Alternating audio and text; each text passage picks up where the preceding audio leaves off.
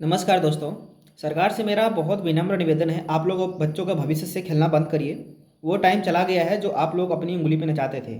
आम जनता को बेवकूफ़ बनाने की जो तैयारियां थी वो सब नाकाम हो जाएंगी आप लोगों की, क्योंकि बहुत सारी कोशिश कर चुके हो। आने वाले 9 से 10 साल में इतना रिकॉर्ड टूट चुका है कि गवर्नमेंट एग्जाम को लेकर के इतनी धांधली हो चुकी है कि कोई उस पर विश्वास करने के लिए तैयार नहीं हो रहा है।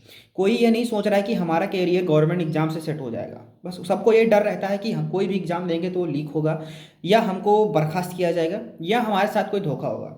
ऐसे ही सीन कई बार हो चुका है।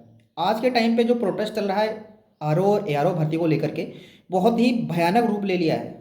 कह सकते हो नहीं, ये बहुत बड़ी बात हो गई है। जब नीट जैसे एग्जाम लीक हो सकते हैं, सेंट्रल लेवल के जब एग्जाम्स लीक हो सकते हैं, तो R O A R O जैसे भी जब एग्जाम लीक सकते हैं, फिर क्या ही कह सकते हो। क्योंकि अब लोकतांत्रिक देश जो आप कह रहे थे वो नहीं बचा है। कि आपको ना ये चीज़ पता नहीं है कि देश की जो राजनीति है वो राजनीति देश के फ्यूचर और यूथ और अपने इकोनॉमिक्स और सिस्टम को सुधारने के लिए नहीं है। देश की राजनीति सिर्फ कुर्सी बचाने के लिए है, ये सत्य है।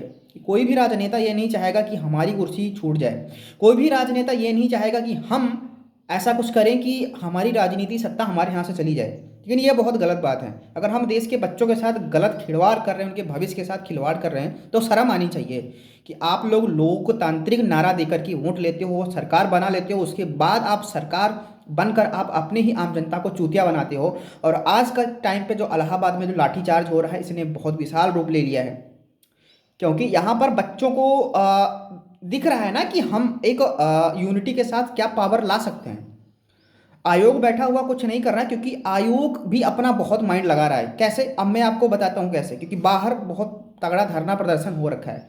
10,000 से भी ज़्यादा बच्चे वहाँ पर मौजूद हैं। 6.5 लाख लड़कों ने यूपी पीसीएससी में जो फॉर्म भरा है, 11 लाख लड़कों ने आर ओ का फॉर्म भरा हुआ है। मुश्किल से वहाँ पर अभी कल की डेट में 10 से 12 हज़ार लड़के वहाँ पे पहुँच गए थे।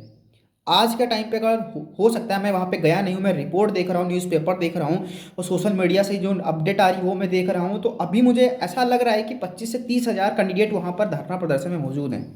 क्या हम, अगर हम सरकार हैं, तो क्या हम कोई अच्छा निर्णय नहीं ले सकते हैं जिससे हमारे देश का फ्यूचर ब्राइट हो सकता है। 25 से 50-60 हज़ार की नौकरी के लिए, तनख्वाह के लिए लड़कों को अगर धरना प्रदर्शन पर बैठना पड़े, अगर सरकार की हाय हाय के नारे लगाने पड़े, तो क्या शर्म की बात नहीं है? क्या यह न्यूज़ हम देश के ही न्यूज़ नेटवर्क वाले देश की जनता देख सकती है? क्या बाहर के देश के लोग नहीं देख सकते हैं? क्या बाहर के देश के लोग, जब अंतर्राष्ट्रीय लेवल पे ये न्यूज़ जा रही है, तो वो लोग देखते होंगे, तो हमारे देश की क्या इमेज बनती होगी? माननीय प्रधानमंत्री जी से मैं कहना चाहूँगा कि प्रधानमंत्री जी, आप इंटरनेशनल लेवल पे बहुत अच्छा व्यवहार बना रहे हो देश का, हम समझते हैं, हम जानते भी हैं और अच्छी तरह समझते भी हैं, और हर एक आदमी समझता है कि आप क्या कर रहे हो। आपके माइंड को हम भी समझ पा रहे हैं, और बाकी और भी लोग हैं एजुकेटेड, वो सब समझ पा रहे हैं। लेकिन हाँ, जो आपके चूतिया, जो एक नंबर के मूर्ख और अंधभक्त टाइप के लोग हैं, जो आप जिसका आपने ब्रेन वॉश कर दिया है, वो नहीं समझेंगे। क्योंकि वो अंधभक्त हो चुके हैं, वो आपकी चाटने पे तुले हुए हैं। आपकी इतना चाटते हैं, इतनी चाटते हैं कि वो चाट चाट के उनको टेस्ट मिल गया। जब तक वो चाटेंगे नहीं, तब तक वो सही नहीं होंगे, उनका खाना पचेगा नहीं, उनको टट्टी नहीं आएगी। उनको टट्टी तभी आती है जब वो चाटेंगे, नहीं तो वो उनको ब्लास्ट हो जाता है, समझे? माननीय प्रधानमंत्री जी, आपको क्या नहीं दिखता है कि आप न्यूज़ चैनल नहीं देख रहे हैं क्या? वहाँ पर आप क्या, वहाँ पर अपने ऑफिस में बैठ कर के आप न्यूज़ नहीं देख रहे हैं कि ये यूपी, मतलब क्या है, मैं बोलूँ, स्टेट लेवल का एक एग्ज़ाम है।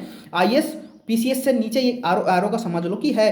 तो आप इस पर आप क्या अपनी टिप्पणी नहीं दे सकते हैं क्या? क्या कोई इंटरव्यू आप मीडिया को नहीं दे सकते हैं क्या? क्या अपनी बात को साझा नहीं कर सकते हैं क्या? कि अगर आप हर संडे को आप मन की बात करते थे, मन की बात में दुनियादारी बवाल बतलाते थे, कि आप इस टाइम पे आप मन की बात नहीं कर सकते हैं क्या?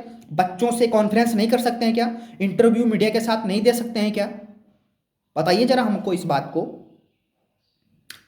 जब आप, यार मैं क्या ही बोलूं, जब आप इलाहाबाद कुंभ मेले में करोड़ों से, 1 करोड़ नहीं, बहुत सारे लोग वहां पे आते हैं, करोड़ से 2-3-10 करोड़, मतलब मैं कितना, मैंने कोई काउंटिंग नहीं की है, 2-3 करोड़ से ऊपर ही लोग वहां पे श्रद्धालु आते हैं। जब उनकी आने जाने, रहने, खाने पीने की सारी व्यवस्थाएं जब हो सकती हैं, जब शासन दुरुस्त हो सकता है, तब हम ये यूपी लेवल के जो एग्ज़ाम है उनके लिए हम एग्ज़ाम सेंटर क्यों नहीं बना सकते? हम धांधली क्यों नहीं रोक सकते हैं? क्या आपके बस में नहीं है? कि आप क्या हो, मतलब आप अपनी सच्चाई क्यों नहीं दिखाते हो हम जनता को? क्यों खिलवाड़ कर रहे हो ये यूथ से? नारे लगवाते हो आप अपने देश का बचाने के लिए, इकोनॉमिक्स बताने के लिए, सारी चीज़ें जो डेमोक्रेसीज को रोकने, सब बचाने के लिए आप जो है नारे लगवाते हो।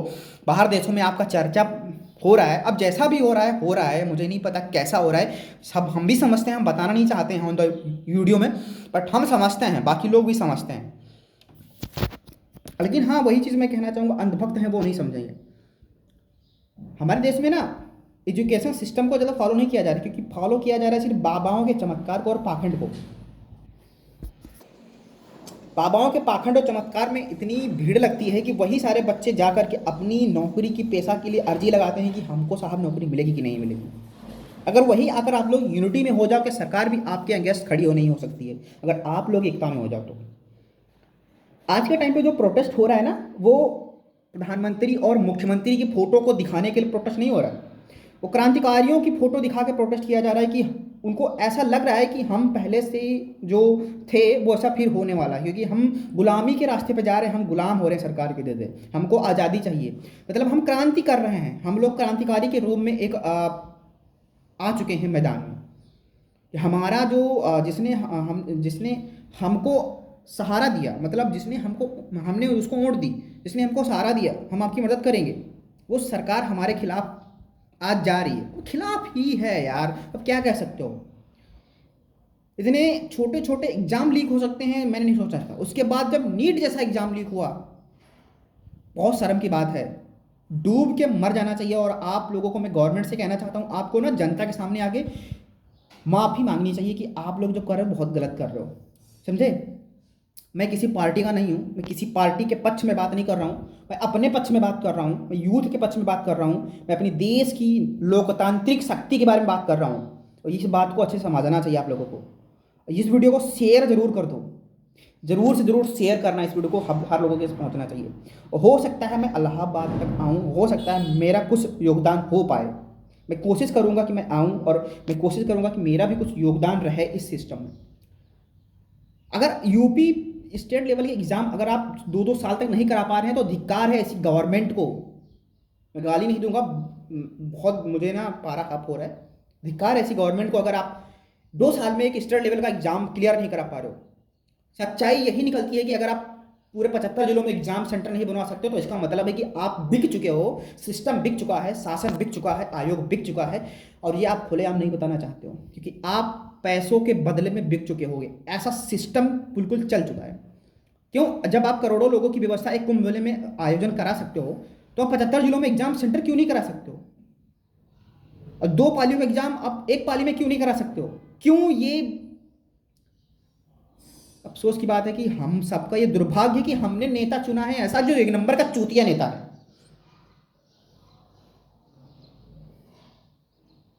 शर्म आनी चाहिए यार, हमको भी आनी चाहिए और सबको शर्म आनी चाहिए कि हम अंधभक्ति में विलीन हैं। अभी भी अगर नहीं सुधरे हो तो फिर बहुत बड़े मूर्ख हो और चूतिया हो।